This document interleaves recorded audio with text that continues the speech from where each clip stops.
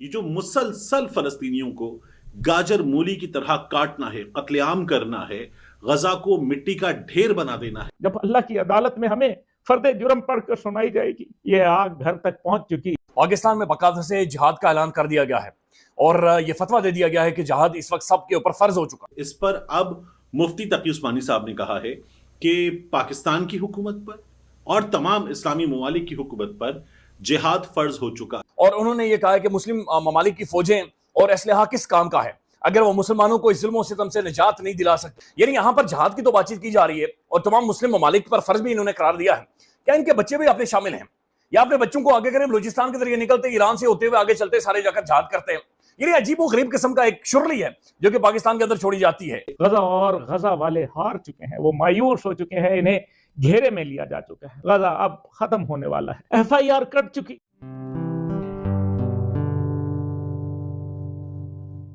नमस्ते दोस्तों, जय हिंद। निक न्यूज़ बर्नर की रिएक्शन वीडियो में आप सभी का स्वागत है। तो दोस्तों, जैसा कि आपने शुरुआत की वीडियो में देखा किस तरह से पाकिस्तानी मौलवी उतर आए हैं और साफ साफ कह रहे हैं कि इसराइल के खिलाफ जिहाद करना है। उसने पाकिस्तान के हर लोगों को ये मौलवी जिहाद करने के लिए उकसा रहे हैं। दोस्तों, अब ये बोल रहे हैं कि जिहाद करना है इसराइल के खिलाफ। दोस्तों, इनका गेहूं वैसे ही ख़त्म हो गया, आटा है नहीं इनको रोटी खाने के लिए, और दोस्तों ये जिहाद करने चले हैं। और ये दोस्तों जिहाद के नाम पर सिर्फ आटा ही लेने जाएंगे कटोरा लेके, और कुछ नहीं। वैसे भी पाकिस्तान के जो मौलवी हैं इन्होंने मदरसों में बैठकर कह तो दिया कि जिहाद करना है, लेकिन जिहाद कैसे करना है, कहाँ करना है, कैसे जाना है, कुछ नहीं पता, कुछ नहीं बोला, बस जिहाद करना है। तो दोस्तों, ये सब ढकोसला है, ये आटा इंतजाम करने का एक ज़रिया है जो ये फतवा जारी कर रहे हैं इसराइल के खिलाफ। और दोस्तों, ये जो पाकिस्तान की गवर्नमेंट है वो भीख मांगने पहले ही पहुंच चुकी है, और दोस्तों भीख मांगने दूसरी कंट्री में जा चुकी है। इनका काम भीख मांगने का है। भीख या तो किसी बड़ी कंट्री से मांगेंगे या जिहाद के नाम पर कटोरा लेके अल्लाह के नाम पे मांगेंगे। दोस्तों, काम धंधा तो ये कुछ करते नहीं, बस इनको बैठे रहना मदरसों में या फिर जिहाद करना है। तो दोस्तों, इसी टॉपिक पर चलते हैं आगे की वीडियो की तरफ। धन्यवाद। मुफ्ती तकी उस्मानी साहब जो हैं वो फ़लस्तीन के हवाले से इस वक्त इकदद इस्लामाबाद में कौमी कॉन्फ्रेंस थी, उससे बात कर रहे थे। तो मुफ्ती तकी उस्मानी साहब ने ये कहा कि अब सिर्फ ज़बानी जमा खर्च से अपनी जिम्मेदारियों से ओहदा बरा नहीं हो सकते। मुफ्ती साहब ये कहते हैं कि तकाजा ये था कि हम यहां जमा होने की बजाय गजा में जमा होते। आप बातें देखिए मुफ्ती तकी उस्मानी साहब की, वो ये कह रहे हैं कि हमें जमा कहां होना चाहिए था, गजा में जमा होना चाहिए था। सितम ज़रीफ़ी ये है कि हम फ़लस्तीनी मुजाहिदीन के लिए अमली तौर पर कुछ कर नहीं पा रहे। अहले फ़लस्तीन की अमली, जानी और माली मदद उम्मत मुस्लिमा पर फर्ज है। खबर यह है कि अब ये बाकायदा से कल तमाम तर मौलवी हजरात इस्लामाबाद के अंदर बैठे हैं, मजहबी जमातें भी बैठी हैं, और वहां पर दो बहुत बड़े मौलवी हजरात ने बाकायदा से तकरीर की है। मुफ्ती तकी उस्मानी और मुफ्ती मुनीबुर रहमान ने मुसलमान हुकूमतों पर जहाद फर्ज करार दे दिया है। फर्ज करार ने कहा जनाब जहाद करें और ये इस वक्त फर्ज हो चुका है। ऐसे टाइम के ऊपर आकर ये तमाम तर मौलवी हजरात इस्लामाबाद की ठंडी फिजाओं में, ठंडे हॉल के अंदर मीडिया के सामने बैठकर एक खाना पीना खा के बिस्किट चाय इनके सामने मौजूद है, ये प्रेस कॉन्फ्रेंस कर रहे हैं। बसद एहतराम ये बहुत इल्म रखते हैं, मैं तो बिल्कुल भी इतना इल्म नहीं रखता, लेकिन ये बहुत बड़े बड़े आलिम है। लेकिन बहरहाल इन्होंने ये ऐलान कर दिया कि जिहाद फर्ज। इस्लामाबाद के सेंटर में जहां पर ये प्रेस कॉन्फ्रेंस हुई उससे थोड़ा सा दूर आप चले जाएं, डी चौक के सेंटर में सेनेटर मुश्ताक जब सेफ गाजा के हवाले से कैंप लगाकर बैठे हुए थे तो एक रात को गाड़ी उनके लोगों के ऊपर चढ़ा दी गई और बंदे मार दिए गए। सेनेटर मुश्ताक 2 से 3 दफा गिरफ्तार किया गया है।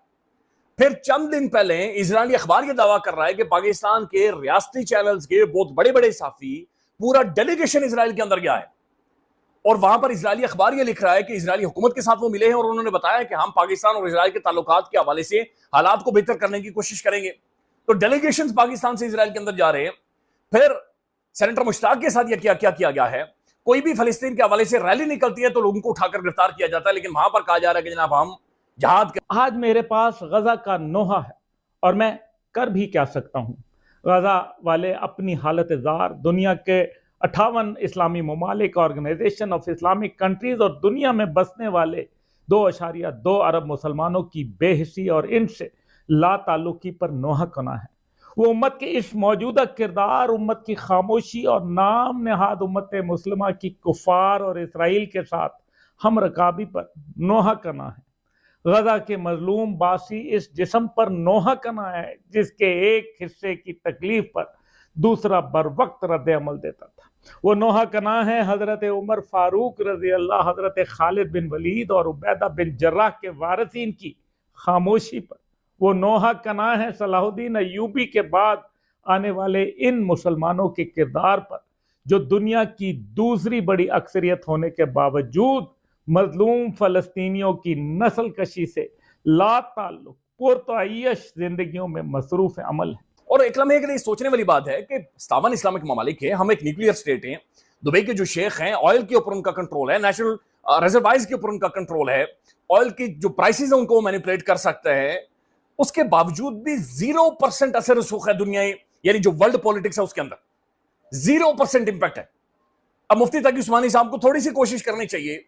हम एक न्यूक्लियर स्टेट एटमी रियासत है, 6-7-8 लाख हमारी फौज है, 25 करोड़ अवाम बल्कि सारी फौज है, ऐलान करें, यानी दबाव डालें यहां पर जो अहम तरीन शख्सियात है उनके ऊपर, निकलें, बाहर निकलें, हुकूमत के ऊपर दबाव डालें, कम से कम कोई स्टेटमेंट दे, कोई डिप्लोमेटिक क्राइसिस क्रिएट करें, कम से कम सऊदी के हवाले से कोई स्टेटमेंट दे दें कि जनाब ये आप लोग हिम्मत क्यों नहीं कर रहे, जुर्रत क्यों नहीं कर रहे, एक माहौल बनाए ना।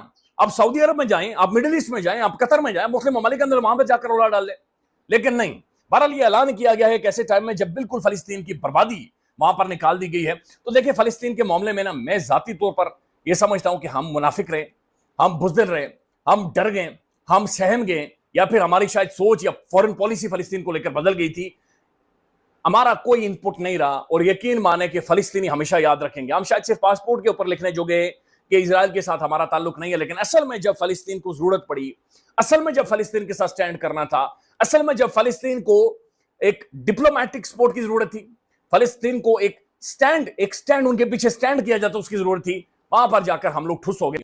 मुफ्ती साहब कहते हैं कि 55,000 से जायद कलमा गो जिबा होते देख रहे हैं, क्या अब भी जिहाद फर्ज नहीं होगा? और पाकिस्तान ने इसराइल को तस्लीम नहीं किया, बानी पाकिस्तान ने इसराइल को नाजायज बच्चा करार दिया। हमारा मौक़िफ़ किसी सूरत तब्दील नहीं होगा, चाहे इसराइल के पास जितनी मर्जी ताकत आ जाए, ये मुफ्ती साहब कहते हैं। और उनका ही कहना है कि हमारा इसराइल के साथ जब कोई मुआहिदा नहीं तो कोई उज़्र नहीं, जब इसराइल मुआहिदे तोड़ चुका है तो फिर कौन से मुआहिदे की कैद है? उम्मत मुस्लिमा क़िबला अव्वल की हिफाजत के लिए लड़ने वाले मुजाहिदीन की कोई मदद नहीं कर सकती। आज उम्मत मुस्लिमा करारदादों और कॉन्फ्रेंसों पर लगी हुई है। मुफ्ती साहब खुद आप क्या कर रहे हैं बताइए? आप भी तकरीर कर रहे हैं, यानी अपनी तकरीर में आपने कहा ज़बानी जमा खर्च, तो आपने तकरीर की है, फिर आप ये कहते हैं कि आज हम करारदादों और कॉन्फ्रेंसों पर लगे हुए हैं, तो आप भी इस कॉन्फ्रेंस पे खिताब कर रहे थे, तकरीर कर रहे थे, ज़बानी जमा खर्च था, और आपने इस अफसोस का इजहार किया कि इस्लामाबाद में जमा है, जमा तो गजा में होना चाहिए था। दोस्तों अगर आपको हमारी वीडियो पसंद आई है तो प्लीज़ लाइक ज़रूर करें और साथ में शेयर करना ना भूलें। और साथ ही दोस्तों ऐसी ही लेटेस्ट वीडियो देखने के लिए हमारे चैनल को सब्सक्राइब करें, साथ ही बेल का आइकन जरूर दबाएं ताकि सबसे पहले आपको हमारी वीडियो की नोटिफिकेशन मिल सके। धन्यवाद।